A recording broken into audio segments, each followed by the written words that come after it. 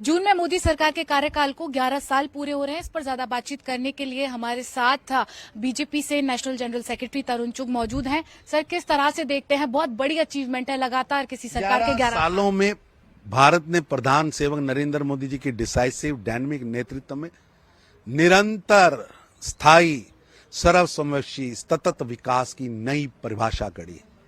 वैश्विक प्रतिष्ठा आज खड़ी हुई है।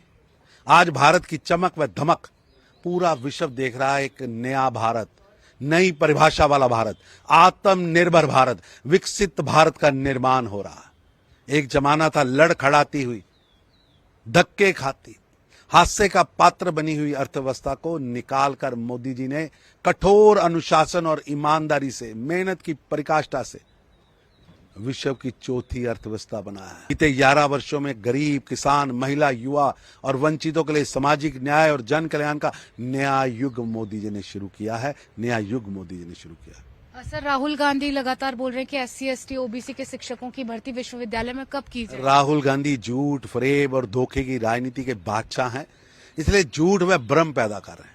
कांग्रेस के शाही परिवार की 4 पीढ़ियों ने लगभग 7 दशक तक SC, OBC और ST के अधिकारों को रोकने के लिए एक पहाड़ बनकर, रुकावट बनकर कार्य किया। राहुल गांधी के खुद के नाना जवाहरलाल नेहरू ने वंचितों को रक्षण देने वाली काका कालेकर की रिपोर्ट को लागू होने से रोका था। संविधान निर्माता डॉक्टर भीमराव अंबेडकर का बार बार अपमान किया।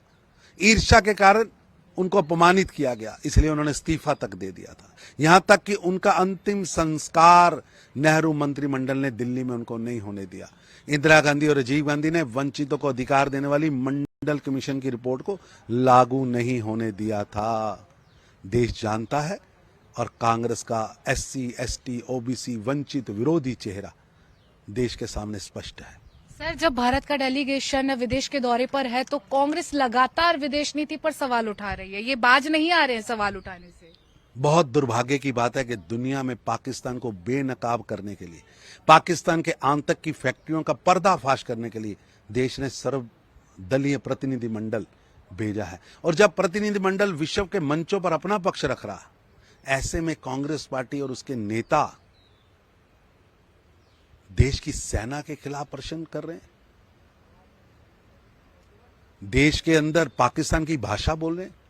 मोदी जी की अगुवाई ने भारत अब निर्णायक नेतृत्व वाला देश, जो आतंकी हमलों का जवाब सर्जिकल स्ट्राइक, एयर स्ट्राइक और ऑपरेशन सिंदूर से देता है, और जिहादी आतंकवाद को समाप्त करने का अभियान ऑपरेशन सिंदूर जारी है और जारी रहेगा। बातचीत करने के लिए बहुत शुक्रिया। कैमरामैन सतेंद्र के साथ समीक्षा चौधरी, हिंदी खबर, दिल्ली।